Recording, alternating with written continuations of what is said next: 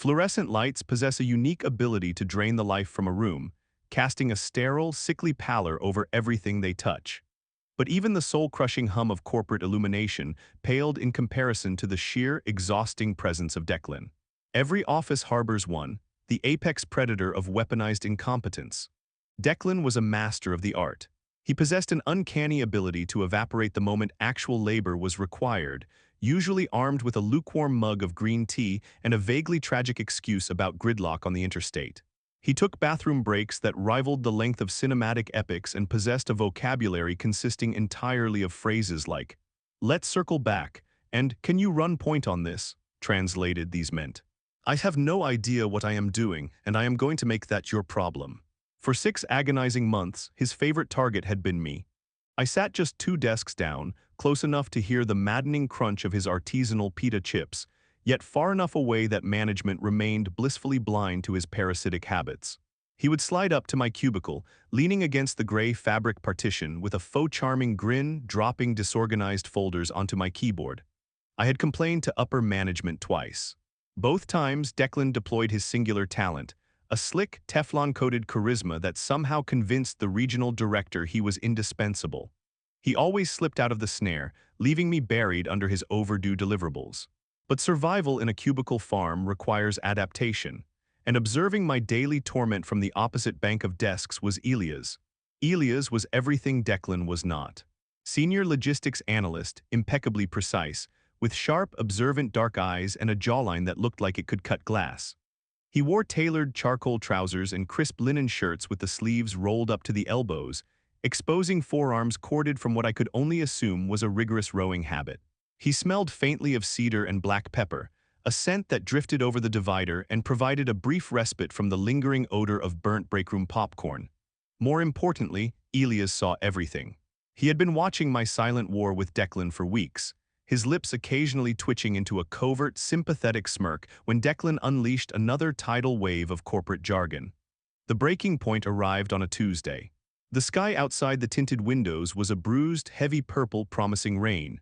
Declan ambled over, dropping a heavy flash drive onto my desk with a metallic clatter. "Hey, superstar," he drawled, checking his reflection in my dormant monitor. "I'm totally slammed with high-level strategy right now. Need you to scrub these data sets for the Miller account. The client presentation is Thursday. You're a lifesaver." Before I could formulate a sufficiently scathing refusal, he was gone, a phantom in loafers, undoubtedly retreating to the nearest coffee shop for a 2-hour working lunch. I stared at the flash drive, a slow, hot fury pooling in my stomach. The Miller account was his sole responsibility for the quarter. He's going to ride your coattails all the way to a promotion, you know. The deep, resonant timbre of Elias' voice made me jump. I looked up to find him leaning casually against my partition. He held 2 steaming cups of coffee, extending one toward me. "Black, 1 sugar, just how you like it," he murmured, his dark eyes locking onto mine with an intensity that sent a sudden, unbidden warmth tracing up my spine. I took the cup, our fingers brushing briefly. "At this rate, he's going to ride my coattails into an early grave," I muttered, inhaling the rich, dark roast. "I can't keep covering for him. But management thinks he's a visionary." Elias chuckled, a low, dry sound. He moved closer, invading my personal space just enough to make the air feel thick and charged. Visionaries usually know how to format a spreadsheet. A little bird told me he still types with 2 index fingers. Elias leaned down, his voice dropping to a conspiratorial whisper that grazed my ear. "Stop being his safety net. Cut the cord. I want to see what happens when he plummets." A dangerous, brilliant idea began to germinate in my mind. I looked at Elias, taking in the sharp angle of his cheekbones and the challenging glint in his eyes. "You think I should let him fail?" I asked. "I think," Elias said softly, his gaze dropping momentarily to my lips before rising back to my eyes, "that a woman of your formidable intellect shouldn't let a parasite steal her credit. Make him do the work, or better yet, make him try asterisk." Later that afternoon, when Declan finally sauntered back into the office smelling of overpriced panini, I intercepted him by the water cooler. I kept my expression perfectly neutral, offering a bright, cooperative smile. "Hey Declan," I said casually, "about the Miller data, are you fairly comfortable with Excel? I can set up the raw numbers, but you'll need to run the pivot tables and format the final macros for the client slide deck." Declan scoffed, waving a hand dismissively. Oh yeah, Excel and I are basically best friends. Just dump the raw data in the shared drive, I'll polish it up. He was lying, I knew it, and he knew I knew it, but his ego refused to allow him to admit ignorance. Perfect.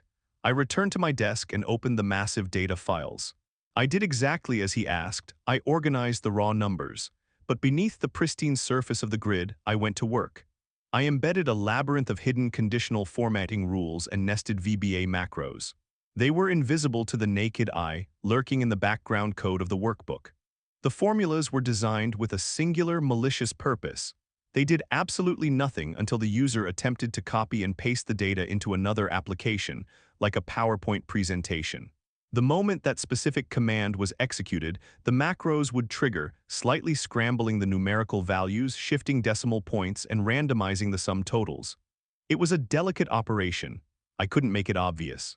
The numbers had to look plausible, just wildly incorrect enough to destroy a financial projection. As I typed the final lines of code, I felt a shadow fall over my desk. Elias was standing right behind me. He leaned over my shoulder, his chest hovering mere inches from my back.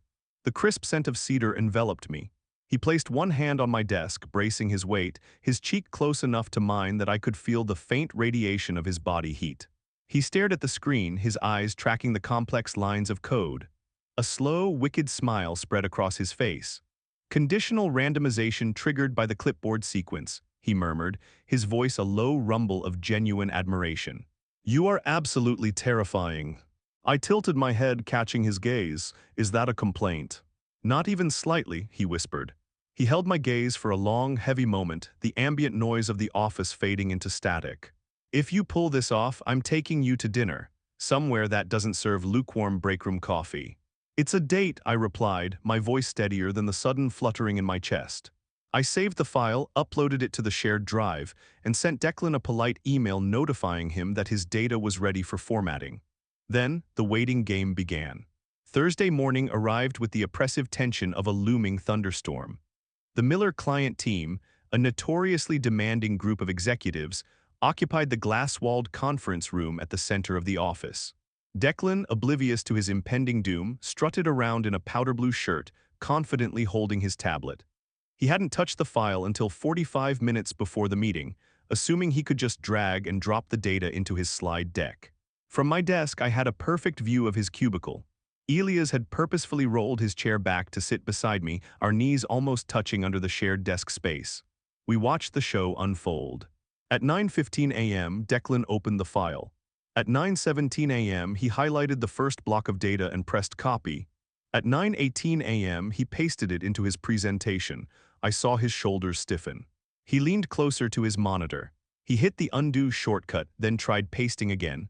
The macros worked flawlessly in the background, quietly shuffling the quarterly revenue projections into utter nonsense.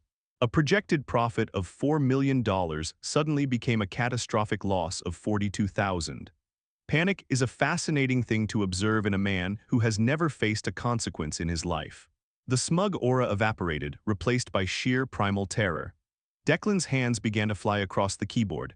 He tried manually typing the numbers, but the hidden formatting rules auto-corrected his inputs, changing them to dates or fractional percentages. A dark patch of sweat began to bloom beneath the collar of his powder blue shirt.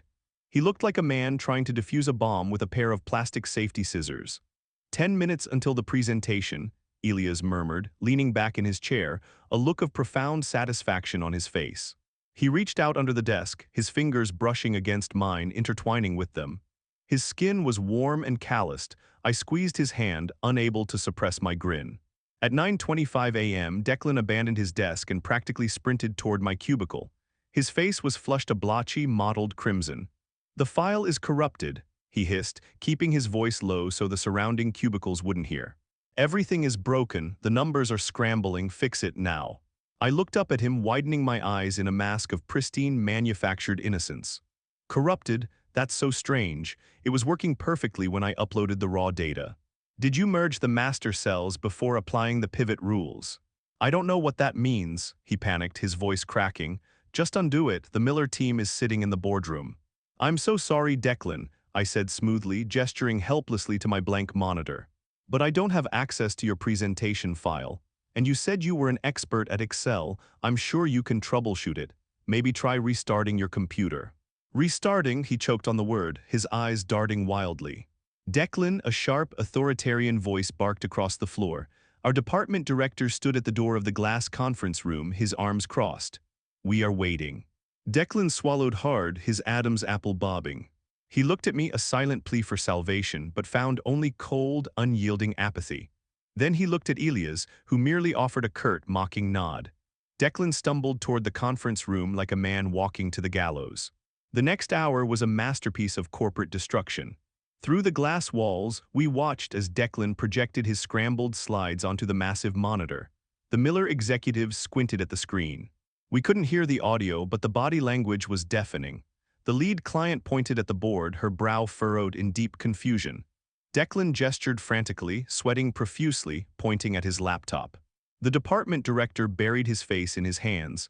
It was a total, unmitigated disaster. By noon, the executives had stormed out, canceling the contract. By 1 o'clock, Declan was called into the director's office. The blinds were drawn, but the muffled shouts penetrated the drywall. When Declan finally emerged, he wasn't carrying his tablet.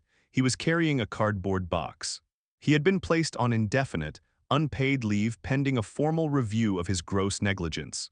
He didn't look at anyone as he shuffled toward the elevator, a deflated husk of the arrogant man who had sauntered in that morning. The office felt instantly lighter, as if a thick layer of smog had been vacuumed from the air. I was packing up my bag at the end of the day when Elias appeared at my desk. He wore a dark trench coat over his suit, looking infuriatingly handsome. So, he said, his voice a smooth, rich cadence that sent a fresh wave of heat through me. I believe I owe a certain brilliant saboteur a dinner, and perhaps a very expensive cocktail.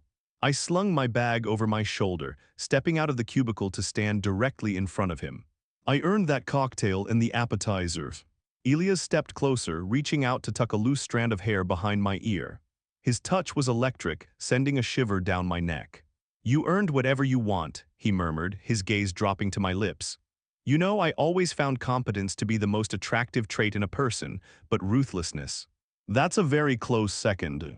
I smiled, stepping into the space between us. Let's go. I hear there's a place downtown that doesn't serve pita chips. As we walked out of the building together, the cool evening air washing over us, I realized something profound.